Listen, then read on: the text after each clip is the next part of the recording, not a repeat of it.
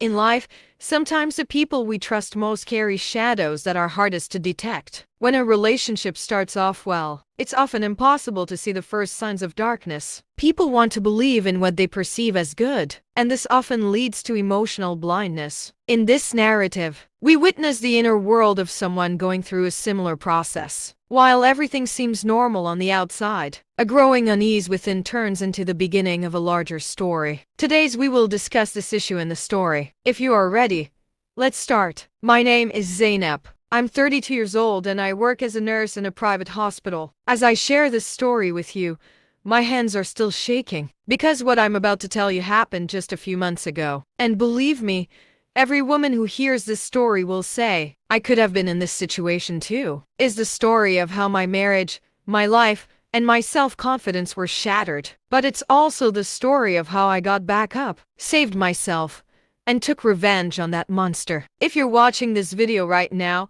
please do something. Hit that like button. This story needs to reach as many women as possible. Subscribe so you don't miss similar stories. And leave a comment.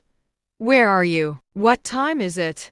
And how did this story make you feel? I read every comment, believe me. And knowing you're there gives me strength. Now let me tell you how it all started. My husband's name was Baran. When we met, he was a project manager at a software company, and I had just earned my nursing degree. We met at a mutual friend's wedding. He was so kind and caring. He would joke around while dancing, making me laugh. When I looked into his eyes, I thought I saw a genuine man. How wrong I was. We dated for a year and a half. Everything was perfect during that time. My family loved him very much. My mother would say, Zainab, this man loves you very much. You can tell from his eyes. Even my father, who doesn't easily approve of anyone, said he'd be a good son-in-law. Even my sister, Elif, warned, Sister, don't miss this man. We got married. Our wedding was wonderful. We were so happy. Or at least I thought so. The first 6 months were truly wonderful. Baran worked from home most of the time, and I worked shifts at the hospital. But every time I came home, he was waiting for me, cooking, asking how I was. You know how they say, the little things matter. That's how I felt too. Then the vitamins started. One day, 8 months ago, Baran came home with a bag. He pulled out a bottle. My love, he said with his usual smile, I bought you something. A multivitamin. You work so hard in the hospital, surrounded by viruses. You need to strengthen your immune system. I was a nurse myself, so I knew about the benefits of vitamins. I had no doubts. It had written on it, an English label, and looked just like a supplement brought from abroad. You're so sweet, I said, and kissed her. That night, before I went to bed, Baran brought me my first pill, along with a glass of water. Here, let's stay healthy, he said, and watched me. I swallowed the pill. It was that simple. And from that moment on, everything changed. But I didn't notice it. At least, not right away. The first week felt normal. Maybe I felt a little more tired, but shifts were tiring anyway. Maybe I was sleeping a little more soundly. But I thought, that was just the vitamins' effect. Stupid. How foolish and blindly trusting of me. Strange things started happening in the second week. One morning, I woke up wearing different pajamas. I'd slept in a purple tank top the night before, and in the morning, I'd changed into a pink nightgown. I asked Baran, my love, did I change pajamas last night? He looked at me and acted surprised. Yes, dear. You changed it because it was hot at night. Don't you remember? I didn't remember. I didn't remember at all. But maybe I'd slept so deeply that I'd forgotten. I told myself. Then the conversation started. Baran would say things to me. Remember last night you told me you wanted to buy me a new couch? Or you said you didn't want to see your mother on Saturdays anymore. I'd never said such things. Never. But Baran was so certain, so detailed, that I began to doubt my own sanity. I thought, maybe I did say it and I'd forgotten. In the third week, her memory loss worsened. A friend of mine, Selin, at the hospital asked me, Zainab, are you okay? We asked you twice yesterday, but you didn't answer. I said I hadn't heard anything. You're always distracted, she said. Be careful. That night, Baran brought my vitamins again. You need to use them regularly, he said. It's important not to skip them. And he watched me until I swallowed. He watched me every night. He checked on me every night. In the 4th week, the bruising started. On my left arm, on the inside of my right leg. Small purplish spots. I was a nurse, so I knew what these spots could mean. But I didn't want to admit it. I must have bumped something in the hospital, I told myself. Baran looked at the bruises and frowned. My love, you'd better get a blood test. Maybe there's something wrong with your blood. He was so concerned, wasn't he? He cared so much about his wife's health. I had some tests done. Everything was normal. The doctor said, perhaps fatigue. Stress can sometimes cause such symptoms. Baran immediately jumped in. See, my love, I'm telling you to rest. This job is tiring you out. The scariest thing happened in the 5th week. I woke up at 3 a.m. At least, I thought I was awake. I opened my eyes, but my body was hard as stone. I couldn't move. My tongue felt heavy as lead in my mouth. I could only move my eyes, and my vision was blurry. And at that moment, I saw Baran enter the room. But he wasn't alone. There was someone else with him. A man. I could hear their voices, but their words were jumbled. Okay. He's sleeping. Don't worry. Who is this? Why is there a strange man in our house at 3 a.m.? I tried to get up. I tried to scream, but I couldn't do anything. My eyes closed, and I drifted off again. When I woke up this morning, everything was normal. Baran had made breakfast. Good morning, honey. How did you sleep? He said. I wanted to ask her about what had happened last night. But what if I was dreaming? What if I was dreaming? It had seemed so real. But if I was so confused from the medication, could I be seeing things that weren't real? I remained silent. I said nothing. And that was my biggest mistake. Because by remaining silent, I bought Baran time to continue. Week 6 was miserable. I made a mistake during a surgery at work. A small mistake, almost unnoticed by anyone. But I did. I was distracted. My hands were shaking. My head was pounding. The head nurse spoke to me. Zainab, I'm worried about you. Maybe you should take a few days off. I cried when I got home. Baran comforted me and stroked my hair. Maybe you should quit your job, he said. It's already tiring. I'm earning. You can rest. No, I loved my job. My job was my identity. I would never quit. I'm just tired, I said. It'll pass. But it wasn't passing. A person's inner voice sometimes provides all the answers. But when we don't want to hear it, we suppress it. As the days go by, questionable behaviors, recurring patterns, and inexplicable situations become components of a person's path to truth. These doubts, which begin quietly, gradually open the door to larger revelations. This process is often emotionally exhausting, as both confronting unwelcome truths and carrying them alone is not easy. In week 7, strange things started happening on my phone. I sent my mother a message, Mom, I can't come this week. I have a lot of work to do. I didn't send that message. I didn't remember. My mother called and said, My dear, why didn't you come? We missed you so much. I showed her the message. She said, You wrote it. I showed it to Baran. He said, Honey, of course you wrote it. Maybe you wrote it sleepily and don't remember. My conversations with Elif were like that too. I hadn't written some sentences. I'd written Elif instead of my sister. I always call Elif my sister. Someone was texting me from my phone, and that person was me. But I wasn't. I'm starting to get scared. I'm really starting to get scared. I found the cameras in week 8, by chance. While Baran was in the shower, I went into his office to get a pen. There was a padlock on the bottom drawer of his desk. A padlock. In our house. In his own office. Baran, I said when he got out of the shower.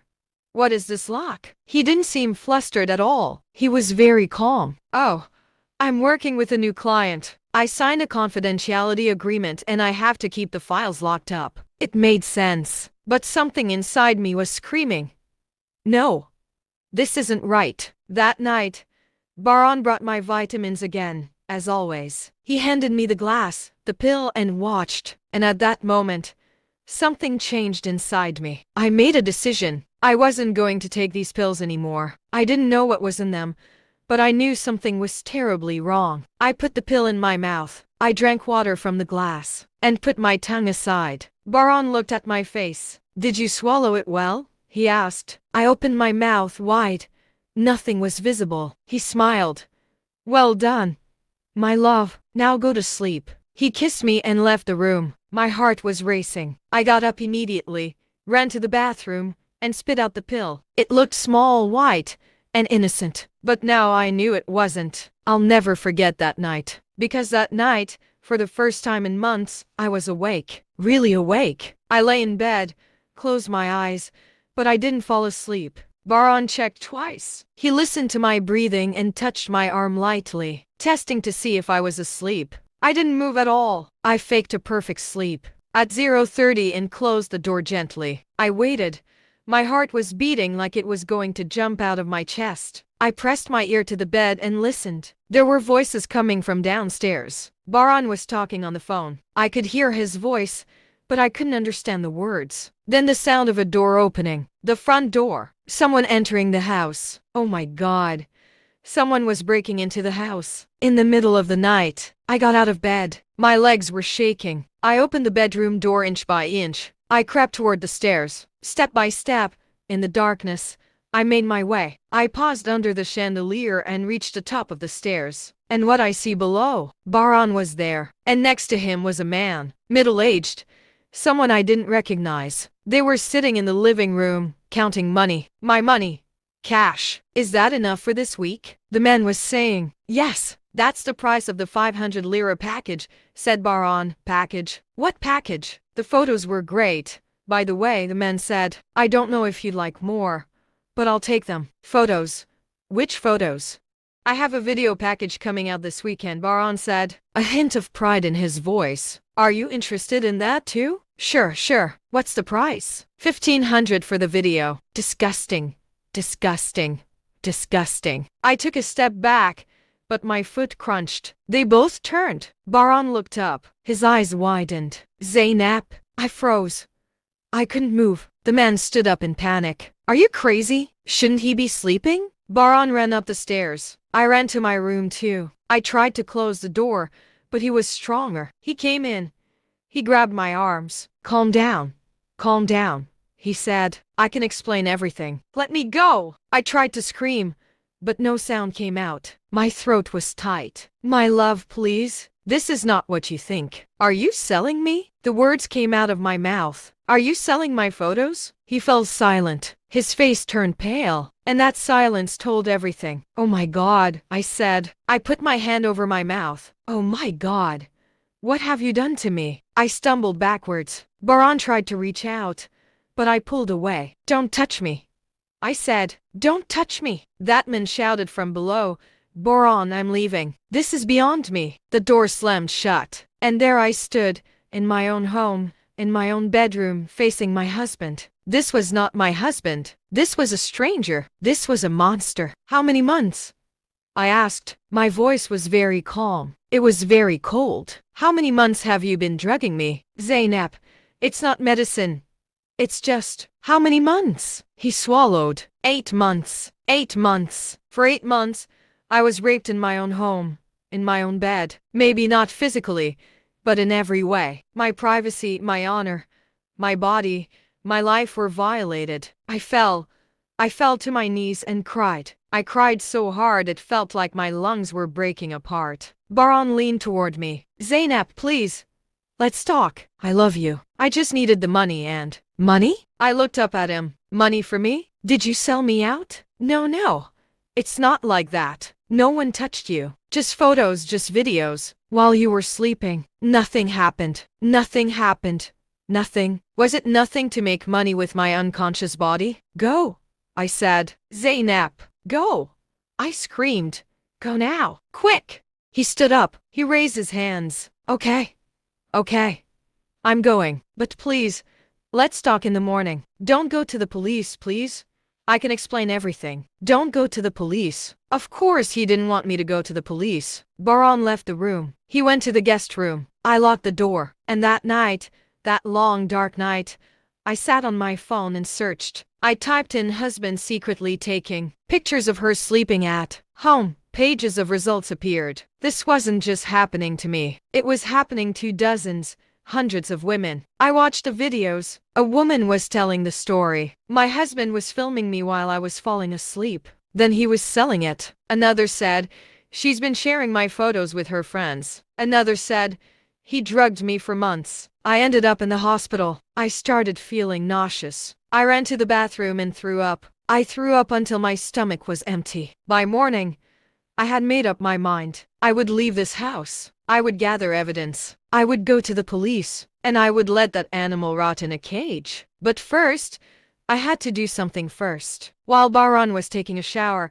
I went into his office. I found a screwdriver to break the drawer lock. I tried to force it open, and it broke. Do you know what was inside? External drives. 3 external drives. And a notebook. It had dates, numbers, names, the client list. That disgusting monster's client list. I took dozens of photos on my phone of every page of every disc. Then I put everything back. Now I had evidence. Changing behavior often begins with subtle, visible details. Sometimes a look, sometimes a word, sometimes a wordless movement. All of this combined reveals a different mechanism operating beneath what appears to be a normal routine. When a person can no longer fully trust their intuition, they begin to need evidence to make sense of their experiences. Every step taken from this point on is a testament to both courage and uncertainty. I didn't leave the house that morning. I knew it was dangerous. But instead of going, I decided to stay and gather more evidence. Because a notebook and a few photos might not be enough. I needed concrete,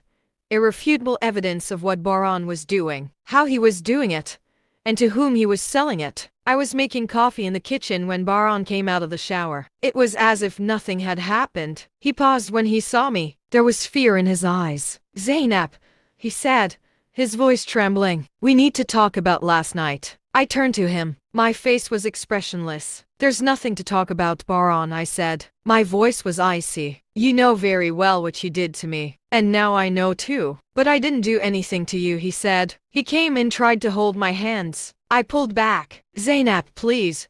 No one touched you. Just the photos. Just photos? I laughed. A bitter, sharp laugh. You drug me, take photos of my unconscious body, and sell them to strangers, and you tell me just photos? He swallowed. We had money.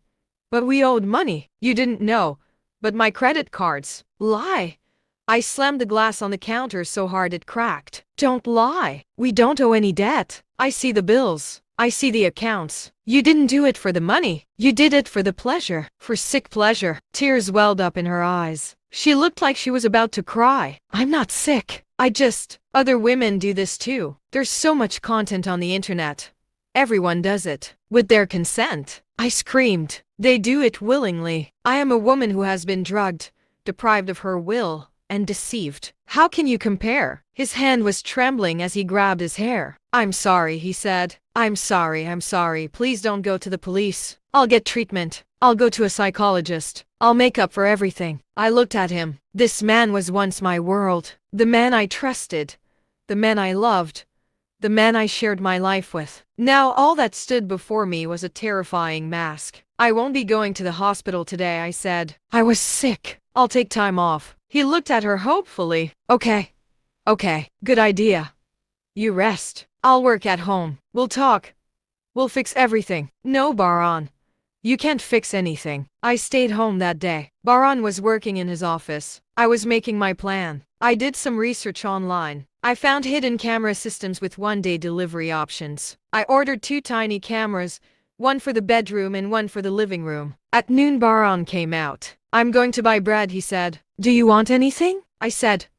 No, he left. 15 minutes. I quickly prepared a spot where I would find the camera. The bedroom bookcase was the perfect spot. I could hide it behind a book. In the living room, the flower pot on the TV shelf was ideal. The tiny lens would be completely unnoticeable. When Baran returned, everything was normal. We had dinner. We didn't talk much. He thought everything would be okay. But I was planning to destroy him. When night came, Baran brought my vitamins again. You didn't take them today, he said. It's important. You shouldn't skip them. I smiled inwardly. He was still trying to lull me to sleep. He still wanted to control me. Okay, I said softly. I took the pill. I put it in my mouth. I drank water. I swallowed it. And pretended to. Well done. My love, he said. He kissed my forehead. Sleep well. I went to the bathroom. I spit out the pill and flushed it. Then I got into bed, closed my eyes, and waited. It was easier this time. I knew what he would do the night before. I knew how to control him. I faked being a perfect sleeper. My breathing was steady.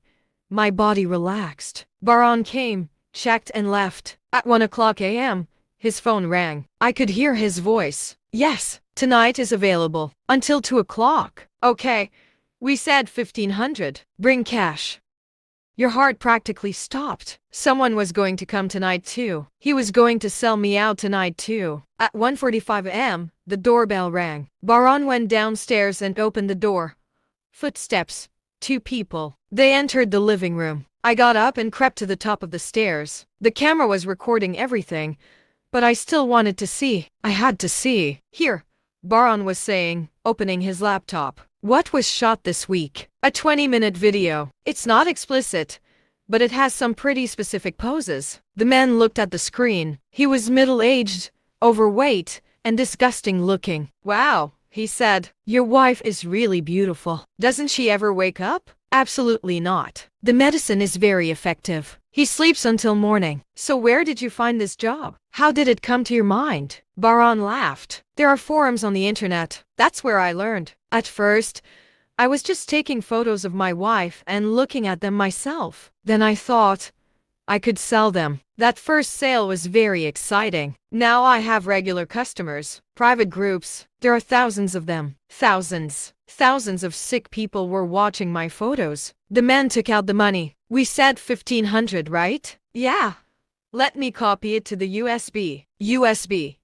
What was on that USB? What videos? What was I doing? What parts were visible? Money changed hands. The man took the USB and left. Baran was smiling happily as he counted the money. Then he pulled out his phone. He was writing a message somewhere. This week's package is sold out. There will be new content next week. The prices are the same. If you're interested, send me a message. I couldn't see the phone screen, but I needed to see what app he was using. In the morning, I uploaded my evidence to my phone. The camera footage was in the cloud. I backed it up and sent it to 3 different email addresses. I wasn't going to lose anything. I played this game for 3 days. Every night, I pretended to swallow pills. Every night, someone came. Different guys. Some young, some old. They all brought in money. They all bought my videos. On the 3rd night, something different happened. A man came and asked, "Will you do a live broadcast?" Baran paused. What do you mean live broadcast? You put your wife to sleep. Then you turn on the camera and broadcast live. The audience pays. You do what they want. What kind of things? The man grinned. The kind. Change clothes, pose, etc. You'll make more money. Baran thought. He really thought. It's tempting, he said. But isn't it risky? You wear a mask. You remain anonymous. Everyone does it. Let me think about it, said Baran. Maybe I'll try. At that moment, I realized this wasn't just photos being sold. This was getting worse. Photos today, videos tomorrow, live streams the day after. Then what? Was he really going to let anyone else touch him? Enough is enough. It's over. I was going to the police tomorrow morning. I woke up early on the 4th day. Baran was still asleep. I packed a suitcase. I packed my clothes, documents, and important items. I took my phone, hard drive photos, camera footage, everything with me. As I left the house, I took one last look. This house was once my home. Now it was a nightmare. I closed the door and got in my car. I went straight to Elif's house. She was surprised when I knocked on her door. Sister, what happened? Why the suitcase? I broke down. I sat there on the floor in front of the door and cried. I told her everything. The vitamins, the drugs, the sales, the man, the money, everything. Elif was shaking. She was crying. No, she said. No. This is not possible, Baran. Baran cannot do such a thing. He did it, Elif. He did it, and I have proof. I showed him the camera footage. He watched it. His face went ashen. He put his hand to his mouth. Is this real? Real. We need to go to the police. Now. Right now. I know. When a person finally obtains proof, it's not just information. It's a turning point that redefines their life. Knowing the truth can be painful, but in the long run, this knowledge is the foundation of healing and rebirth. Being disappointed by someone you completely trusted inflicts one of the deepest wounds. Healing this wound takes time, but the first step is accepting the truth. Elif's husband, Murat, accompanied us. The three of us went to the nearest police station. It was 9 o'clock a.m. The police officer on duty let us in. "I need to take your statement," he said. "What happened?" I told it from beginning to end. He listened. His eyebrows were furrowed. "Do you have any evidence?" "There is. Videos, recordings, photos. Everything is here." I held up my phone. He watched. His face was darkening. "Wait here. I'll call the commissioner." 10 minutes later, a female police officer arrived. Her name was Idermu. She was a middle-aged woman with a serious face. She sat down across from me. "Tell me from the beginning," she said. I explained. I explained for an hour. Every detail. "Commissioner, I took notes from time to time." She asked questions. "Which pharmacy were these medications purchased from?" "I don't know. My husband brought it." "Do you still have the medicine bottle?" "Yes. At home." "We'll need to gather evidence at your home. We'll also be issuing an arrest warrant for your husband. He's committed multiple crimes, stealing personal data, sexual harassment." "Is he going to be arrested?" My heart raced. "Is he really going to be arrested?" "Yes.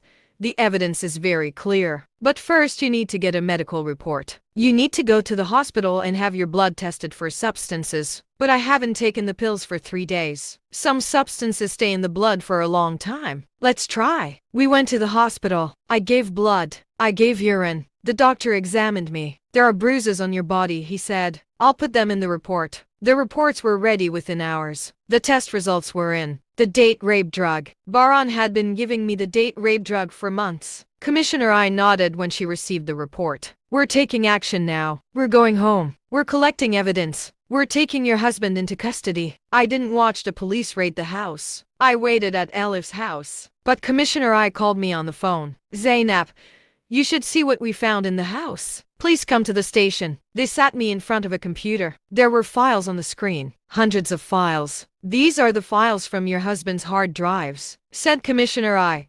"Do you want to open them?" "No," I said. "No. I don't want it." "I understand. But you should know that most of these files involve you. And some of them are very old." "How old is it?" "Before you got married. When you were engaged." My stomach cramped. "Since then?" Had he been planning this since then? We also found his account. It's in a private group. There are 3,200 members. They all share this kind of content. 3,200. 3,200 sick perverts. Your husband is famous within the group. Your content is known as Sleeping Beauty. Sleeping Beauty. I even had a nickname. We found a list of clients. 27 people. We're trying to reach all of them. Some have already come to testify. What do they say? They didn't know you didn't consent. Your husband said you wanted it. It was your fantasy. They believed it. It would be more accurate to say they wanted to believe. Where is Baran now? He is in custody. He is giving a statement. His lawyer is with him. What does he say? Commissioner I sighed. He confessed. He confessed everything. He says he did it for money, that he regrets it, and that he wants to get treatment. For the money. He still said it was for the money. An arrest request has been received from the prosecutor's office. The court is tomorrow. He will most likely be arrested. Can I see him? Why do you want to see it? I don't know. I just want to look at your face. Commissioner I gave me permission. I went into a small room. Baran was across the street. He was handcuffed. His eyes were red. He had obviously been crying. "Zainab," he said, his voice cracking. "Zainab, forgive me." I sat across from him. I looked at him. This man was once my husband. Now he was a stranger. "I won't forgive," I said. "Never. I am sick. I will receive treatment. I have psychological problems." "You're not sick, Baran. You're dishonorable. You're a heartless person. You knowingly and willingly drugged me. You knowingly and willingly sold me. If there's any regret, it's now because you got caught." "No. I love you. I always have." I laughed. "Is this love? Is love putting the person you love to sleep and selling their photo to hundreds of people? Is love taking their money?" She cried. "I'm sorry. I'll do whatever you want me to do." "I want you to rot in prison," I said. "I want you to rot in prison for a long time. And every second of every day think about what you did to me. Maybe then you'll understand." I got up. I walked towards the door. "Zainab," he shouted, "please, don't leave me." I turned around and looked. "You've already left me, Baran. Now it's only your turn to notice." I closed the door and left. As the truth emerges, The decisions one must make become increasingly difficult. Sometimes, even when the truth is clear, emotional attachments and fond memories of the past can weigh heavily on these decisions. But once trust is broken, it's nearly impossible to regain it. To protect oneself, one must take an even stronger stance than before. The next day was the court date. The arrest request was to be discussed. I was there too. My mother, father, Elif, they were all there. They had come to offer support. Baran was still handcuffed when he was brought in. He didn't look at me. He couldn't look at me. The prosecutor presented the evidence: videos, recordings, blood tests, blood groups, money transfers. Everything was on the table. The judge asked, "Do you accept the charges?" Baran's lawyer spoke. "My client is experiencing psychological distress. He is ready to receive treatment." The judge asked again. Baran bowed his head. "Yes." "Do you have anything to say to the victim?" Baran looked at me. His eyes were pleading. "I'm sorry, Zeynep. I made a mistake. I made a huge mistake. I hope one day." "Enough," I said. I stood up. "Your apology means nothing to me. You poisoned me every night for 8 months. You violated my privacy for 8 months. You sold me out for 8 months. And now you're saying I made a mistake. This isn't a mistake. This is a crime. And you will pay the price for it." The judge made his decision. An arrest warrant has been issued. The defendant will be held in prison until the hearing. Baran's face turned white. The police grabbed him and pulled him out. I stood there in the courtroom with my family, and for the first time in months, I could breathe. The trial had begun. I had a long road ahead of me, but I was no longer alone. I was no longer silent. I was no longer a victim. I was fighting now. The trial lasted 6 months. 6 long, painful, soul-destroying months. When I entered the courtroom for the first hearing, my legs were shaking. Baran was there, in his gray prison uniform. He was thin. His beard had grown. When he looked at me, I searched for something in his eyes. Was it regret? Shame? Fear? But all I saw was emptiness. The prosecutor read the charges. The defendant, Baran Y, is being tried for drugging his wife, Zeynep Y, into unconsciousness without her consent, violating the right to privacy, sexual harassment, and unlawfully obtaining and selling personal data to third parties. Every word stabbed me like a knife. But it was true. Every word was true. Baran's lawyer presented his defense. "My client is experiencing deep psychological problems. He was traumatized in his childhood. He needs treatment. He did not physically harm his wife. Only visual material is involved." Only. The word echoed in my ears. Only visual materials. As if the hundreds of photos and videos taken without my consent were something insignificant. When it was my turn to testify, I stood up. I walked to the microphone. My hands were shaking, but my voice was steady. "Your Honor, I am Zeynep Y. I am 32 years old. I have been a nurse for 10 years. I chose this profession to help people. I learned to trust people, and this trust brought about my end." I looked at Baran. He had his head bowed. "For 8 months, 8 long months, every night, my husband drugged me with a drug known as a date rape drug, and as he made me swallow it like a vitamin, he looked me in the eye and said, 'I love you.'" Sobs rose from the living room. My mother was crying. For 8 months, my memory was erased. I became a stranger to myself. I made mistakes at work. My social life was ruined. I distanced myself from my family because he wanted to control me, and I didn't realize it. I couldn't hold back my tears anymore. They flowed down my cheeks.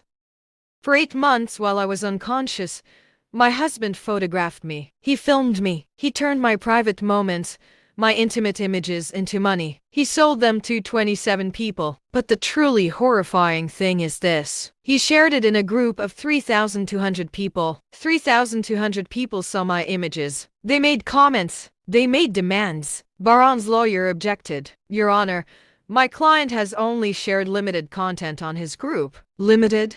My voice rose. "Hundreds of files, dozens of videos. Are they limited? Which part is limited?" The judge silenced the lawyer. "Go ahead." I wasn't a person in his eyes. I was just a product, a commodity, a means of making money. And the most painful thing was this. Every night he said to me, "Sleep tight, my love."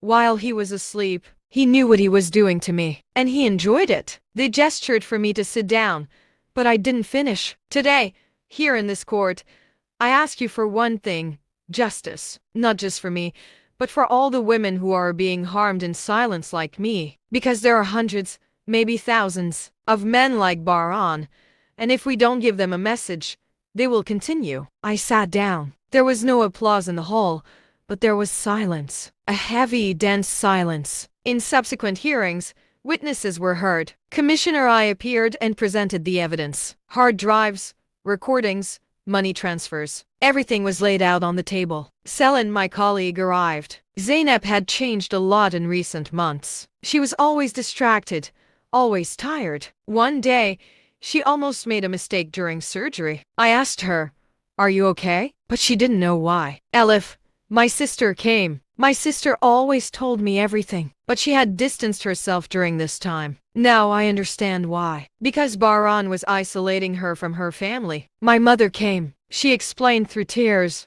I was so upset because my daughter wasn't calling or coming to visit. At one point, she sent me a message saying, "Mommy, I don't want to see you anymore."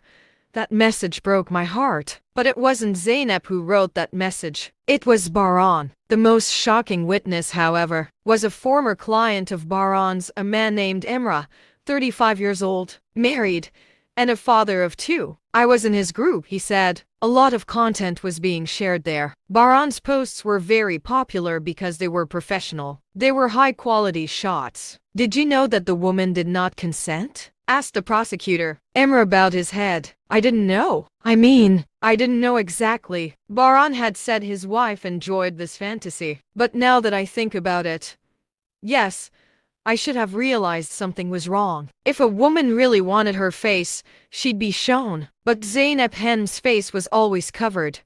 Her eyes closed. She looked like she was asleep. "So why did you buy it?" Silence. A long silence. "Because I wanted it. It was wrong. So wrong. I see it now. But at the time it just seemed like fantasy. Fantasy.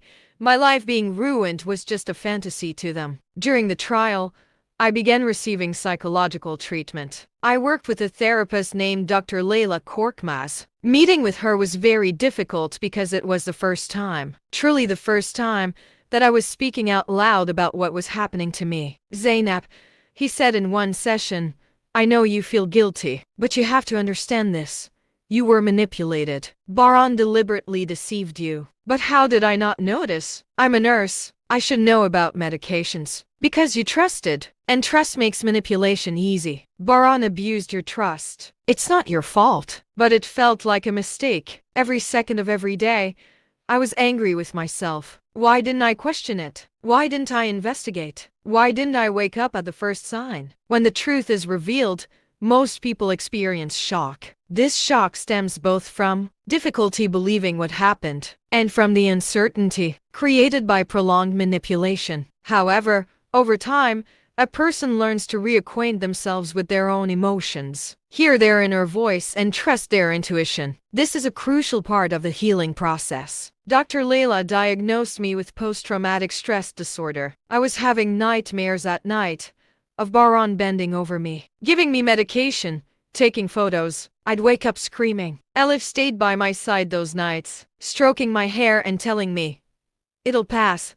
It'll pass." But it didn't seem to be going away. The trauma had become ingrained in my body. I couldn't take any more medication. Any medication. Even with a headache, I couldn't even take a painkiller. The sight of it would make me panic. When I got back to the hospital, I asked for leave from work. "Zainab, how much time do you need?" asked the manager. "I don't know. Maybe I'll never come back." But I had to return, because my job was my identity. If I lost that too, Baran would truly have taken everything. 3 months later, I returned to work part-time. The first day was incredibly difficult. Walking through the hospital corridors, I felt like everyone knew. Everyone was looking at me as if to say, "That's the woman who was drugged and sold by her husband."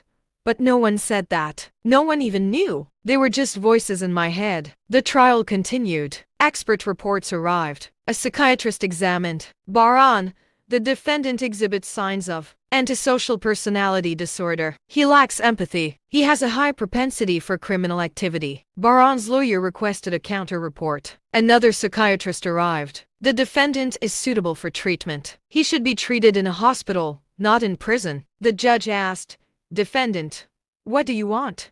Baron stood up. "I want to go to the hospital. I want to get treatment. I know I've done a great harm to my wife, but I also know I'm sick." When the word wife hit me, I almost vomited. I was no longer his wife. Our divorce proceedings were ongoing simultaneously. At the end of 6 months, the final verdict arrived. The courtroom was packed. The press had also come, as the case had garnered significant media attention. Headlines ran, "Woman drugged by husband, images sold." Some supported me. Others criticized me, saying, "How could you not notice?" It even became a topic of conversation on social media. Women were sending me messages of support. "You're strong.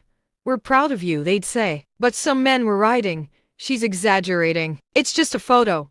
Just a photo." Everyone stood up when the judge walked in. He sat down, placed the files in front of him, and put on his glasses. We reviewed the case file. We evaluated the evidence. We listened to witness statements. We read expert reports. I held my breath. The crimes of the defendant, Baron Yilmaz, have been proven. He has been sentenced to multiple sentences for all of these crimes: giving drugs to his wife without her consent, violating the privacy of her private life, sexual harassment, and unlawfully selling personal data to third parties. Whispers rose in the hall. The defendant, Baron Y, was sentenced to 15 years in prison. He will also pay a total of 200,000 lira in non-pecuniary damages to the victim, Zeynep Y. 15 years! 15 years! I collapsed. I leaned forward in my seat and cried. Elif hugged me. My mother and father ran to me. We were all crying. Justice, justice at last. The most powerful aspect of this journey is the ability to persevere and continue despite all the pain experienced. Challenges can strengthen a person rather than break them, because even in the most difficult moments, a person discovers their inner resilience. Rebuilding oneself requires patience, but even small steps taken each day can ultimately create a profound change. Baron was just standing there in the dock. His lawyer was saying something, but I wasn't listening, because it didn't matter anymore. Baron would be in prison for 15 years, and I was free. As I was leaving the court, journalists attacked me. "Ms. Zeynep, how do you feel? Do you find the decision sufficient? Will you forgive Baron?" I looked at the microphone, the cameras, and I spoke. Today, a decision was made not just for me, but for all the women who have been harmed in silence. Baron will serve 15 years in prison. Is that enough? No, because I will live with this trauma for the rest of my life. But this is a beginning. This is the message that women are not objects. They cannot be sold. I stopped and took a deep breath. If any of the women watching this video have experienced something similar, please don't stay silent. Please go to the police. Collect evidence. Fight.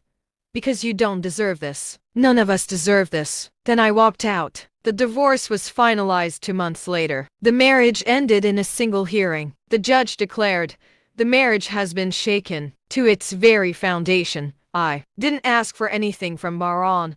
I only asked for my freedom, and I got it. From that day on, I slowly began to recover. I continued to see Dr. Layla twice a week. We processed the traumas. It wasn't easy. Some days, I felt like I was going backwards, but Dr. Layla was patient. Recovery isn't a straight line, Zeynep. It's wavy. Sometimes you move forward, sometimes you fall back, but the overall trend is upward. A year later, I returned to work full-time. I was promoted at the hospital and became head nurse. My job was energizing. I felt like by caring for and helping my patients, I was also helping myself. My social life also started to improve. I started going out with friends. It was difficult at first. Sitting in cafes, I'd look at the men around me. Are they like Baron? I'd think. But as time went on, these thoughts faded. When a person steps into a new life, the darkness of the past no longer guides them. They make their own decisions based on their own truths. They learn to prioritize their own safety and peace. This process can be long, sometimes short,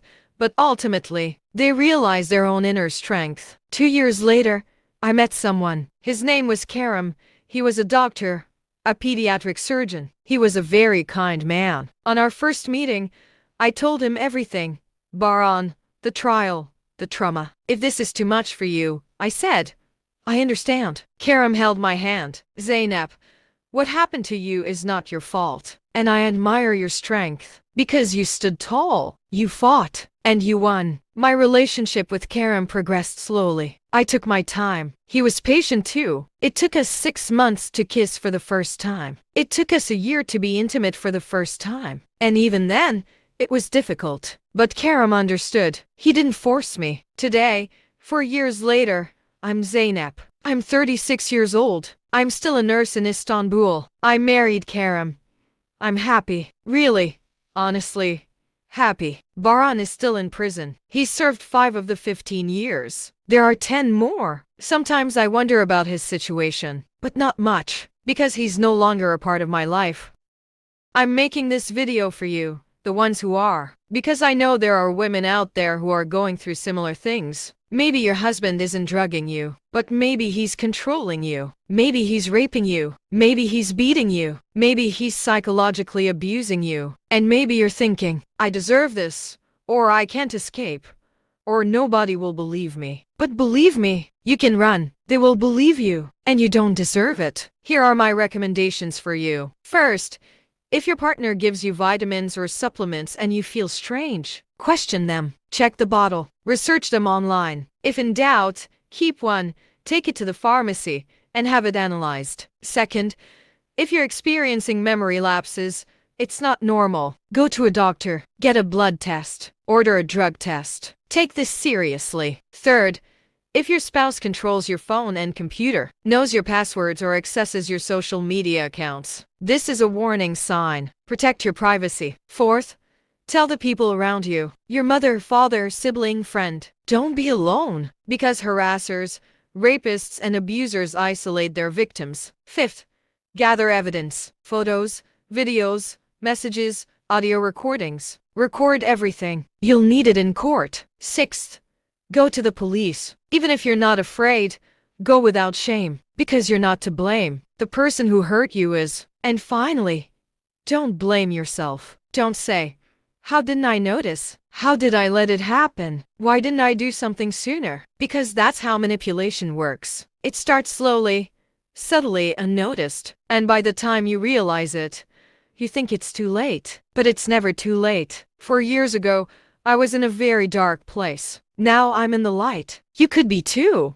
Even someone who thinks they can never trust anyone again can learn to trust again over time. Life is a journey that balances itself over time. New beginnings can be opportunities for wounds to heal completely. A healthy bond with a good person softens the shadows of the past. One is reminded of how healing love can be under the right circumstances. This experience teaches us something important. Nothing that makes us uncomfortable is unfounded. A person's intuition is often the first sign that tells us the truth. Therefore, listening to your feelings is the most fundamental step in protecting yourself. If something feels wrong, it usually is. Therefore, no one should ignore their inner voice. This story also demonstrates the vital importance of support. One doesn't have to carry everything alone. Professional help, friendly support, trusted people all play a significant role in the healing process. No matter how strong a person is, sometimes a shoulder to lean on is the best solution. When a person finally gets back on their feet, they are no longer the same person they were before. They are stronger. They have learned to understand themselves, define their boundaries, and shape their future. Everything they experience is no longer a burden. It's part of a transformation. Someone who goes through this process carries with them an awareness that illuminates both their own life and the lives of others. If this video helped you,